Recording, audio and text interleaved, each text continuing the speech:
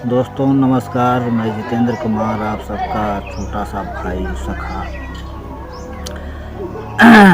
माँ का सेवक, माँ आदिशक्ति का मैं बचपन से सेवक हूँ। मित्रों, मैं माँ को प्रणाम करता हूँ और आप सभी को बहुत बहुत नमस्कार। हमारी तरफ से आज एक छोटी सी भेंट है जो सूरदास जी ने एक कविता कही है। बड़ी ही सुंदर पंक्ति है। भविष्य को लेकर उन्होंने जो हमारे बीच संकेत दिया है, आज वो कहीं न कहीं सच होते दिखाई दे रहा है। और सूरदास जी ने बहुत ही अच्छी लाइन में लिखा है। और क्या लिखा है आप लोगों ने शायद पढ़ा भी होगा, बहुत सारी यूट्यूब में इसके वीडियो पड़े हुए हैं, तो पहले भी आपको जानकारी है, फिर भी आपको बता रहे हैं। और आपको अच्छा लगे तो एक लाइक ज़रूर कीजिएगा, चैनल को सब्सक्राइब कर लीजिएगा। तो उन्होंने लिखा है, रे मन धीरज क्यों न धरे, संवत 2000 के ऊपर ऐसा योग पड़े, पूरब पश्चिम उत्तर दक्षिण चहुदिश काल फिरे, अकाल मृत्यु जग माही व्यापै, प्रजा बहुत मरे। स्वर्ण फूल बन पृथ्वी फूले, धर्म की बेल बढ़े, और सहस्र वर्ष लग सतयुग व्यापे, सुख की दया फिरे। काल जाल से वही बचेगा जो गुरु का ध्यान धरे, सूरदास हर की यह लीला टारे नहीं टरे। बहुत ही स्वर्णिम पंक्तियों में इन्होंने बड़ा व्यापक तरीके से वर्णन किया है। इनके पहले पंक्ति का अर्थ है, वे मन धीरज क्यों न धरे, संवत 2000 के ऊपर ऐसा योग पड़े। संत सूरदास जी कह रहे हैं कि संवत 2000 तो बीत गया, 2085 चल रहा है, 83 शायद ऐसे कुछ है। और उसके ऊपर उन्होंने बताया है ऐसा योग पड़े, पूरब पश्चिम उत्तर दक्षिण चहुदिश काल फिरे, यानी कि चारों दिशा से काल मंडराने लगेगा पूरी धरती पर, पूरे विश्व के ऊपर। अकाल मृत्यु जग माही व्यापे, प्रजा बहुत मरे। और अकाल मृत्यु की घटना इतनी बढ़ जाएगी, प्रजा इतनी मरेगी कि कोई गिनती नहीं।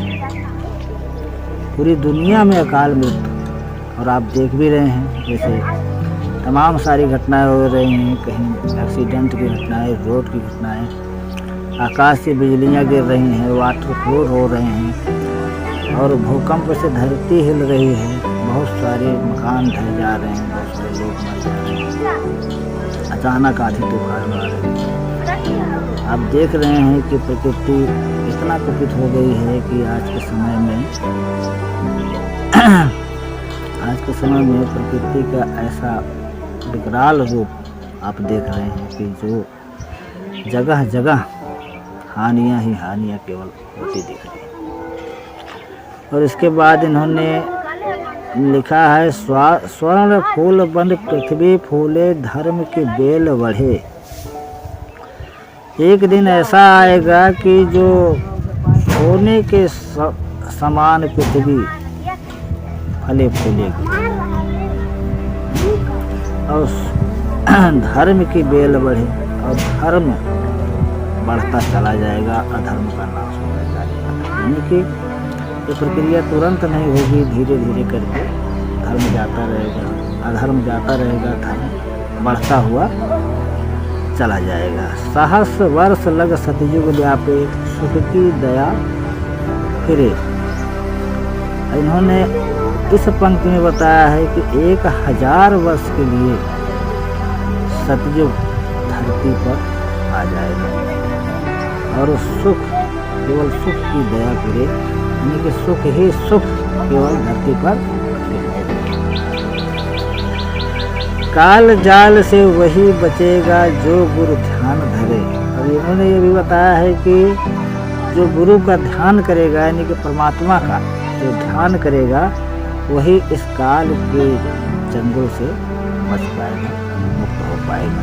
तो कृपया करके ये महान संत हुए सूरदास जी भगवान श्री कृष्ण के परम संत थे, तो इनकी बाणी झूठी नहीं होगी, सच होगी और हो रही है, हम आप देख भी रहे हैं।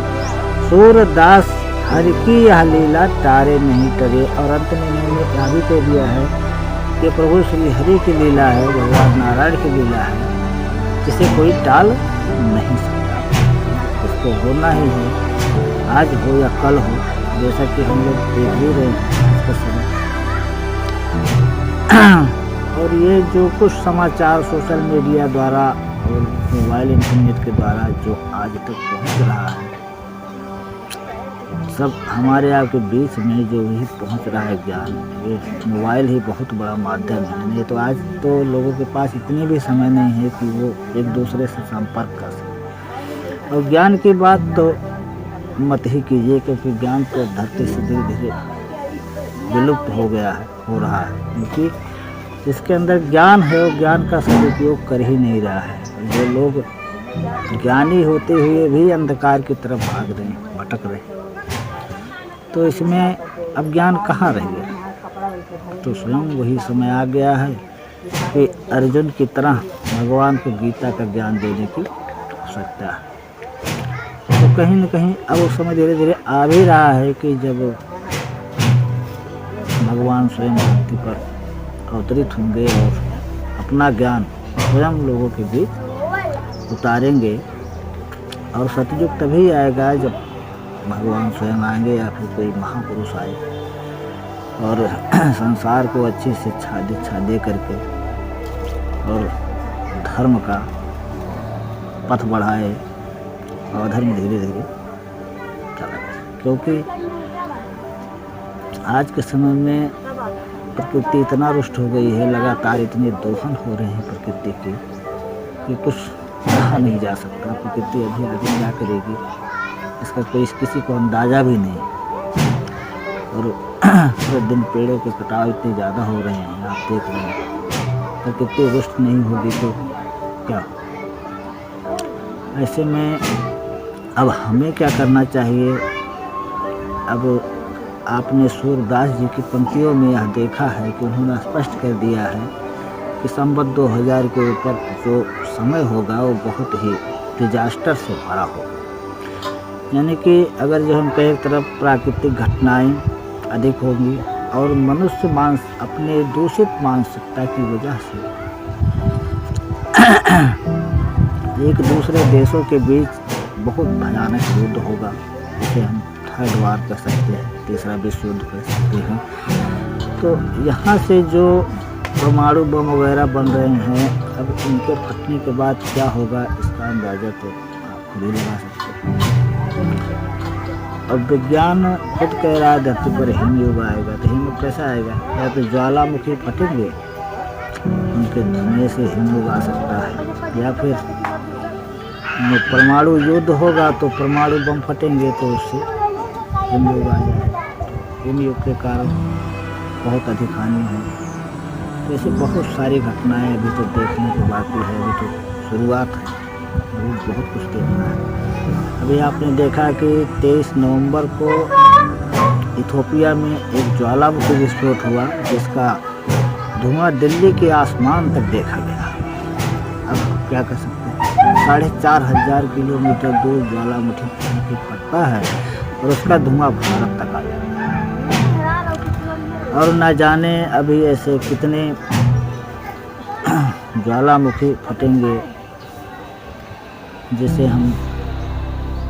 जिसकी कल्पना नहीं कर सकते हैं। और फिर जब इस तरह से घटनाएं होंगी तो हिमयुग तो आना तय है। अब इस पर आपकी क्या राय है, कमेंट सेक्शन में ज़रूर बताएं मित्रों। हमारे चैनल आध्यात्मिक दुनिया को सब्सक्राइब करना ना भूलिएगा। मैं आपका मित्र, आपका सखा आपसे गुजारिश करता हूँ, अगर जो वीडियो को देख रहे हैं तो एक सब्सक्राइब जरूर कर लीजिएगा, क्योंकि सब्सक्राइब करेंगे और भी लोग बढ़ेंगे, आप जैसे मित्रों का सहयोग मिलेगा तो हमारा भी मनोबल और अच्छे तरीके से प्रफुल्लित होगा, तो हम और भी वीडियो आपके लिए ले आएंगे इस तरीके से, जिससे आपका कॉन्फिडेंस और भी अच्छा बढ़ सके। मित्रों बस आज के लिए इतना ही। नमस्कार, फिर मिलते हैं अगली वीडियो में।